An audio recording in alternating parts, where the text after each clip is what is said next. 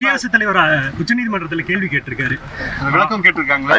பாக்குறீங்க சார், நேற்று நீங்க அறிக்கை வெளியிட்ட மற்ற மாநிலத்தினுடைய முதலமைச்சர் மாநில தலைவர்களுடைய கருத்துக்களையும் கேட்டு அந்த அடிப்படையில் உரிய நடவடிக்கை நாங்கள் எடுப்போம். மத்திய அரசு வந்து இந்த விதம் சர்வாதிகாரத்தை கடைபிடிக்கிறாங்களா சார்? இப்போ இல்லை, தொடர்ந்து அவங்க தான் அதான் கடைபிடிச்சிட்டு இருக்காங்க, தொடர்ந்து தான் பண்ணிட்டு இருக்காங்க. சார், ப. சிதம்பரம் இந்தியா கூட்டணி வீக்கா இருக்குன்னு சொல்லி இல்லைங்க, ப. சிதம்பரம் அது அவருடைய கருத்து. 2026 மட்டும் இல்லை, 2031 அதுக்கப்புறம் வர 36 எல்லாமே திராவிட முன்னேற்ற ஆட்சி தான், திராவிட மாடல் ஆட்சி தான் தமிழ்நாட்டில் நிலைச்சு நிற்கும். 2026 ஆண்டு மட்டும் இல்ல, 2031 கூட தமிழகத்தில் திமுக ஆட்சியே வரும் அப்படின்னு சொல்லி ஊட்டியில வந்து மலர் கண்காட்சி தொடங்கி வச்ச முதலமைச்சர் கருணாநிதி தெரிவிச்சிருக்காரு. ஐயா ஊட்டியில கொஞ்சம் வெயில் குறைவுங்க ஐயா. வெயில் குறைவா இருந்தா எதோ பேச தோணும் சில இடத்துல, அந்த இடத்துக்கான தன்மை. அடுத்து சென்னைக்கு வெயிலுக்கு வந்தா, சென்னை வெயிலுக்கு வந்தா முதலமைச்சருக்கு எல்லாம் தெளிஞ்சிடும். ஐயோ 2026 நம்ம தோத்துருவோம். அதனால ஊட்டியில இருக்காரு, கொஞ்சம் தெரியாம இருக்காரு. கீழே இறங்கி சென்னைக்கு வந்து சென்னை வெயிலுக்கு வந்தோடனே முதலமைச்சர் அவருக்கு எல்லாம் தெளிஞ்சு 2026 உறுதியாக தோற்போம் என்று மாண்புமிகு முதலமைச்சர் ஐயா ஸ்டாலின் அவர்களுக்கு தெரியும். எடப்பாடி பழனிசாமி தேசிய ஜனநாயக கூட்டணியில் இருக்கிறது அமித்ஷா அவர்கள் வந்து சொல்லிட்டு போயிருக்காங்க. சரி, நேற்று OPS நாங்களும் அதே தேசிய ஜனநாயக கூட்டணியில் இருக்கிறோம், அதை பத்தி உங்களுடைய ஆனா நேற்று OPS ஐயாவுடைய பத்திரிகையாளர் சந்திப்பை நான் பார்த்தேங்க ஐயா. அதற்கு எங்களுடைய தலைவர்கள் இருக்கிறாங்க, பதில் சொல்லுவாங்க. நான் இந்த கூட்டணி இதுக்குள்ள நான் போக விரும்பல. ஒரு விஷயத்தை நன்றாக புரிந்து கொள்ள வேண்டும், எல்லோரும் எங்களோடு தான் இருக்கின்றார்கள், யாரும் எங்கேயும் பிரிஞ்சு போகல. அதனால் நம்முடைய கூட்டணியை பொறுத்தவரை அது வலுவாகத்தான் இருக்கு. அதை சில அரசியல் கட்சி தலைவர்கள், குறிப்பாக திராவிட முன்னேற்ற கழகத்தினுடைய கூட்டணியில் இருக்கிறவங்க தேவையில்லாத குழப்பத்தை விளைவிக்கிறாங்க. ஆனால் எங்களுடைய தலைவர்கள் இருக்கிறாங்க, ஒன்னும் பிரச்சனை. ஏற்கனவே உங்களுக்கு சொல்லியிருக்காங்கன்னா, நான் இன்று ஒரு தொண்டராக பணி செய்து கொண்டிருக்கின்றேன். சுப்ரீம் கோர்ட் பிரச்சனை கேளுங்க, பதில் சொல்றேன். பிரசிடென்ட் பவர்ஸ் கேளுங்க, சொல்றேன். எல்லா அரசியலும் கேளுங்க. நான் ஒரு தொண்டராக என்னுடைய பணியை செய்து கொண்டிருக்கின்றேன். அது கூட்டணி அதெல்லாம் என்ன இருக்கோ நான் ஒதுங்கி இருக்கின்றேன். தொண்டராக நடப்பதை பார்த்து கொண்டு என்னுடைய பணியை மட்டும் மோடி ஐயாவுக்காக செய்யறேன். வருகின்ற காலத்துல எங்களுடைய தலைவர்கள் அதை பத்தி பேசுவாங்க. தமிழ்நாடு முதல்வருடைய கேள்விகளுக்கு எல்லாம் நீங்க வந்து தொண்டனா இருந்து செய்தி தகவல் சொல்றீங்க.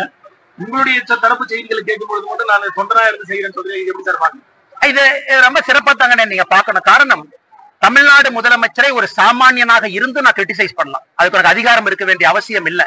அண்ணாமலை என்கின்ற தனி மனிதன், ஒரு விவசாயி, தமிழ்நாட்டு முதலமைச்சருடைய எந்த விஷயத்தையும் கிரிட்டிசைஸ் பண்றதுக்கு எனக்கு கருத்துரிமை இருக்கு. அதே நேரத்துல கட்சி யாருகிட்ட சேரணும், யாருகிட்ட சேரக்கூடாது, எனக்கு தனிப்பட்ட கருத்து இருந்தாலும் கட்சி ஒரு முடிவெடுக்கும் பொழுது கட்டுப்பட்டுள்ளவனாக நான் இருக்கின்றேன். அதனாலதான் இந்த இரண்டுக்கும் இருக்கக்கூடிய வேறுபாடுங்க. OPS அண்ணா எப்பவும் எங்களோட தான் இருக்காரு, அவர் எங்கேயும் பிரிஞ்சு போகல. OPS அண்ணா எப்பொழுதும் எங்களோட இருக்கின்றார். பாரத பிரதமர் நரேந்திர மோடி அவருடைய இதயத்துல ஒரு ஸ்பெஷல் பிளேஸ் OPS ஐயாக்கு இருக்கு. அதுல எந்த மாற்று கருத்தும் இல்லை. அமித்ஷாஜி அவர்களுடைய அந்த விசிட்டை பத்தி உங்களுக்கு தெரியும். அந்த விசிட் அவர் வந்தது வேறொரு காரணத்திற்காக. அதனால அமித்ஷாஜி அவர்கள் NDA கூட்டத்திற்கு வரும்பொழுது அன்னைக்கு பேசுவாங்க. தமிழகத்தில் சட்டம் ஒழுங்கு பத்தி உங்களுடைய பார்வை? ஆனா தமிழகத்துல சட்டம் ஒழுங்கு இன்னைக்கு பாத்தீங்கன்னா ஊருக்கு ஒரு கொலை. கொங்கு பகுதியில பாத்தீங்கன்னா வீடு புகுந்து விவசாயிகளை கொல்றாங்க. நம்முடைய தென் தமிழ்நாட்டுக்கு போயிட்டீங்கன்னா ஆணவ படுகொலைகள். சென்னைக்கு போயிட்டீங்கன்னா கூலிப்படை தாக்குதல். தமிழ்நாட்டுல பிளேவர்னா ஒரு ஊர்ல ஒரு விதமான கொலை. ஆனா எல்லா ஊருமே இன்னைக்கு கொலை காடுகளாக மாறி இருக்கிறது. சட்டம் ஒழுங்கு அதல பாதத்திற்கு சென்றிருக்கிறது, எந்த மாற்று கருத்தும் இல்லைங்கன்னா. ஆனா முதலமைச்சர் ஐயா நீங்க ஊட்டியிலிருந்து பேசுறாங்க, சென்னை வெயிலுக்கு வந்தோடனே தெளிஞ்சிருவாரு. அன்னைக்கு அவருக்கு தெரியும் சட்டம் ஒழுங்கு காரணமாக அவருடைய ஆட்சி 2026 மக்கள் வீட்டுக்கு அனுப்புவாங்க என்பது மாண்புமிகு முதலமைச்சர் ஐயாவுக்கு தெரியும். ஆனா நேற்று சமசன் ஏதோ கேட்டாங்க, யாரோ கேள்வி கேட்டீங்களா, நீங்க சொல்லுங்க. தேசிய அளவுல உங்களுக்கு ஏதாச்சும் ஒரு பதவி கொடுக்கறதுக்கு வாய்ப்பு இருக்கா? ஆனா நல்லா இருக்கேன், ஆடு மாட்டோட இருக்கேன், விவசாயம் பாக்குறேன். இந்த மாதிரி நேரம் கிடைச்சா கோயிலுக்கு வர்றேன், ரமணாசிரத்துக்கு தியானம் பண்ண வர்றேன். இந்தியா முழுவதும் உலகம் முழுவதும் சுற்றுவதற்கு ஒரு வாய்ப்பு. கட்சி சொல்ற பணி அங்கங்க செய்யறேன். எனக்கு இந்த பர்டன் ஆஃப் லீடர்ஷிப், இங்க போகணும் அங்க போகணும், தலைவராக இங்க இருக்கணும் அங்க இருக்கணும் எல்லாம் தவிர்த்து என்னுடைய வாழ்க்கையில நிம்மதியாக இருக்கின்றேன். அதே நேரத்துல மக்கள் பணி. நேற்று பார்த்திருப்பீங்க, வீட்டுக்கு வெளியே மோர் வச்சு வெயில்ல யார் மக்கள் போறாங்களோ தினமும் 2000-3000 பேர் மோர் குடிக்கிறாங்க. அதையும் அவர்கள் கொடுப்பதற்கு ஒரு பெரிய பாக்கியம். மக்கள் பணி இருக்கு, தேவையில்லாத வேற வேலையில் நான் மாட்டல. என்னோட பணியை சந்தோஷமா செய்யறேன். புத்தகம் படிப்பதற்கு நிறைய நேரம் கிடைக்குது. குழந்தைகளோட நேரம் செலவிடுவதற்கு தந்தையாக மகனாக ரொம்ப நாள் கழிச்சு எங்க அப்பா அம்மாவோட உட்கார்ந்து நிம்மதியா சாப்பிட முடியும். அதனால இது எனக்கு சிறப்பா தோணுதுங்கன்னா இதிலேயே பயணிக்க வேண்டும் என்று விரும்புகின்றேன். ஒரு தொண்டனாக நரேந்திர மோடி அவர்களுக்கு பணி செய்ய வேண்டும். என்னுடைய ஆசை பெரிது.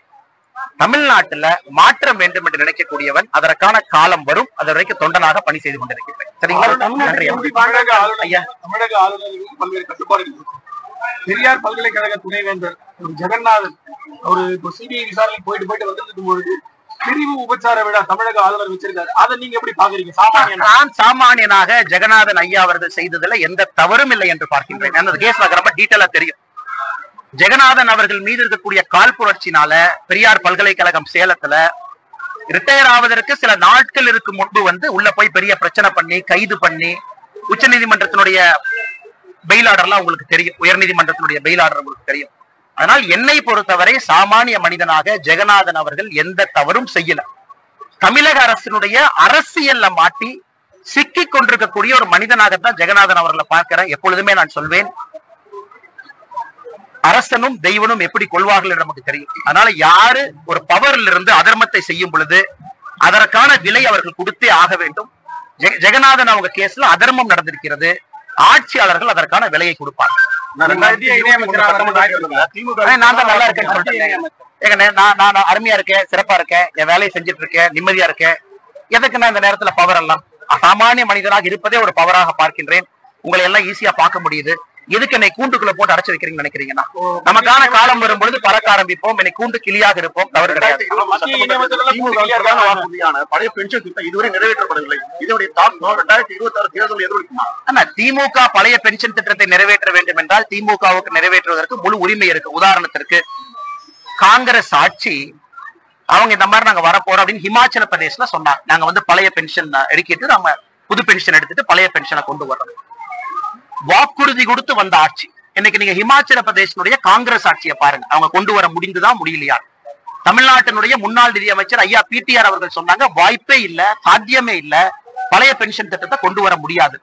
அதனாலதான் பிரதமர் அவர்கள் உங்களுக்கு தெரியும், இன்னைக்கு பழைய பென்ஷனும் இல்ல, புது பென்ஷனும் இல்ல. பிரதமர் அவர்கள் இன்னைக்கு இது ரெண்டையும் தாண்டி இன்னொரு பென்ஷன் அறிவிச்சிருக்கிறாங்க. நமக்கு தெரியும்.